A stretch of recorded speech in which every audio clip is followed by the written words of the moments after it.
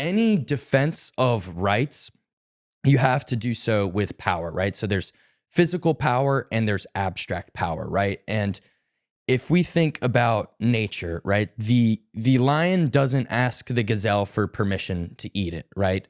It just eats it. It projects power, right? In this example, the property is the gazelle's body itself. Or if you think about the Europeans coming to America and colonizing it, right?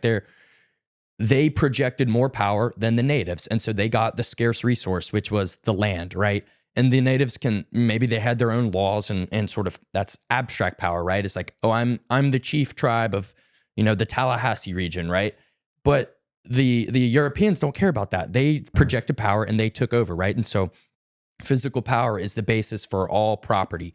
And so Bitcoin gives you that, right? It is property, but it's also backed by power because of the miners and proof of work and the energy markets.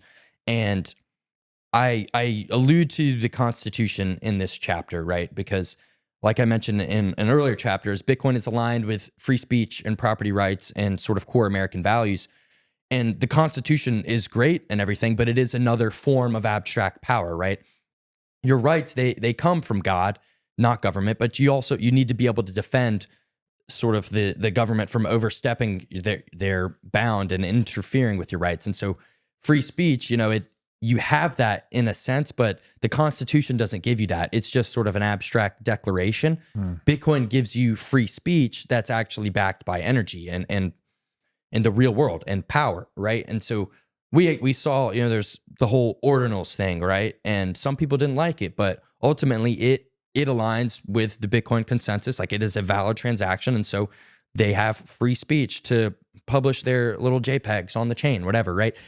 And so Bitcoin gives you free speech. It's censorship resistant in a way that's actually backed by power, which is more aligned with nature, right? Because you can say something is a right, but if you can't physically defend it, it doesn't exist. So it only exists to the extent that you can physically defend it.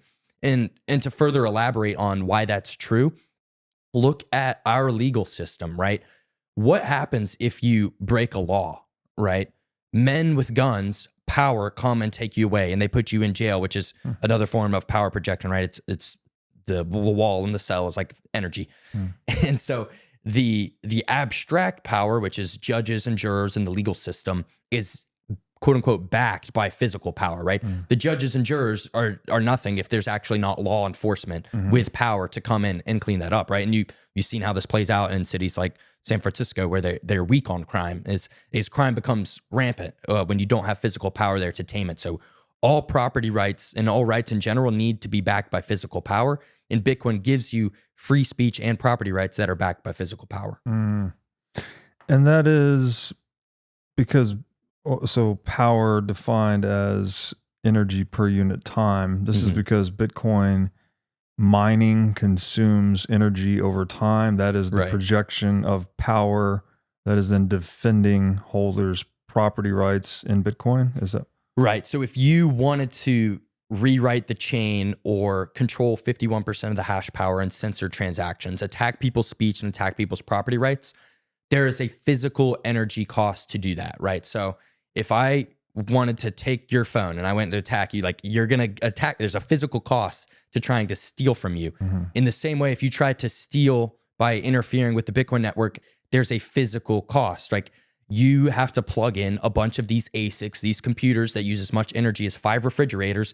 You have to find all the energy to actually power, I did the math in there. I think you needed 100,000 S19 XPs to 51% attack the network at the time, which is just an unfathomable amount of physical energy. Like no one can burn that much. Like there's a literal physical cost to doing so, along with an opportunity cost, right? If you actually had that much hash power, you could just mine 51% of the Bitcoin blocks. Anyways, there is that physical power to attack the network through the miners because they actually use energy through, the difficulty adjustment and the halvings and proof of work. Like it's becoming more and more difficult to mine Bitcoin over time. You need more and more energy. And so the network is becoming even more resistant, and there's more of a physical cost now than there ever was. Yes. Word power is so fascinating to me because it has these multiple meanings. Jason uses physical, abstract. I often use political instead of abstract. And then also money itself is a means of transferring and saving purchasing power, right? Which is a whole nother sort of can of worms. Yeah. And Bitcoin sort of beautifully mixes the three, right? You have this system that projects physical power to protect your purchasing power from plundering by political power. Mm-hmm. And I just think that's very interesting how it seems to always mix all the things. It's really cool. Right. Okay, that's a good segue into the next chapter, which you've titled Bitcoin Mining and the Energy Industry. This seems to be like usually kind of a good entry point for people that don't understand or appreciate Bitcoin, is like if you just talk about the ramifications that it has on the energy sector. Right. How do you approach this topic with no coiners? Yeah, so like you said, the Bitcoin finance savings orange pill is, to me, almost totally different than the mining, energy grids, energy production sort of pill, so to speak. No. And again, each chapter, what's a core conservative value, and how can I frame Bitcoin in a way that appeals to that and understands that? Energy production, right? Conservatives are in favor of energy production of nuclear, coal, oil and gas, like anything. We want to produce as much energy as possible as a human species, because energy is life. I put a chart in there. The human life expectancy and global energy production, they move tit for tat. As humans produce more energy, we can live longer. We can have a higher quality and quantity of life. If you imagine a dead body, it has no energy, right? Energy is life. So point one, we want to produce as much energy as possible. All right. Well, how can we do that? Well, we have various resources, but if you are a power company and you're an energy supplier, you have an issue. You have a supply and demand mismatch. If you have this facility that can produce X amount of power at maximum capacity, a lot of the times you're not producing at your maximum capacity, right? And so you're wasting resources. You're literally wasting energy. And you have this problem where you need to guess what will demand be, because I need a facility that's big enough to handle maximum stress on the grid. Either, it's mid-August right now. This is actually one of those times, like late summer when it's really hot outside, around 5 to 7 p.m. Everybody comes home from work. They're doing laundry, they're cooking, they're cleaning. Maybe there's a heat wave. They're blasting AC. You need enough energy for those moments. But for a lot of the year, you don't have that, right? And so what's going to fill that gap, right? It's Bitcoin miners. You need someone to come in and buy all of the excess production at any point in time, but also when demand is at its peak during these times of the year, or maybe in the winter, if there's a blizzard and everybody's blasting their heat, they need to be able to step back and stop consuming and not be any negative consequences. So other large consumers of power are hospitals and grocery stores, and they don't have that same degree of flexibility in terms of turning consumption on and off, because I don't think a children's hospital is what you want to turn off during a blizzard, right? That's probably something you want to keep powered up. And also in terms of geographic flexibility, right? So you need someone who can consume large quantities of energy and also go to the source, right?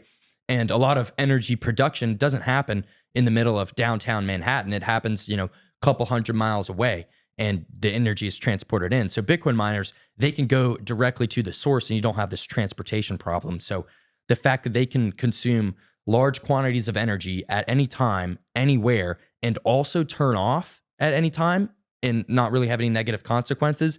And they can do so like programmatically, because each machine consumes like a fungible amount of energy. So you can turn exactly 10% of your fleet off in this one pod of your mining operation and know you're giving back X amount of gigawatts or megawatts to the grid.